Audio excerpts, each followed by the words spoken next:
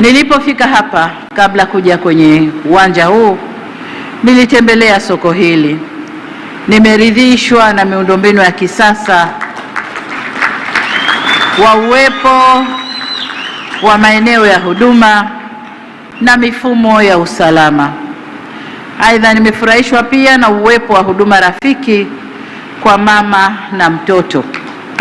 Imesemwa hapa kwamba soko hili litakuwa na vyumba vya kunyonyeshea.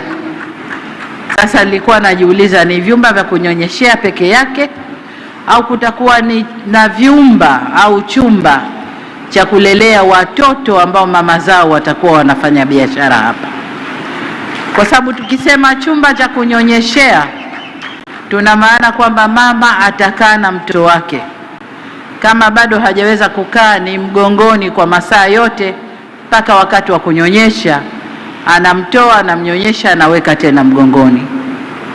Niombe uongozi wa soko hili kutenga eneo la kulea watoto ambao mama zao watakuwa wanafanya biashara hapa. Sasa nyinyi mtatoa eneo, lakini akitokea mtu binafsi ambaye yuko tayari kuweka kitengo hicho cha kulea watoto ambacho kitaangaliwa vizuri, vifaa vyote vya watoto, vyakula vya watoto na kila kitu cha watoto, basi private sector karibuni, na niutake uongozi wa soko litenge eneo kwa ajili ya watoto wao.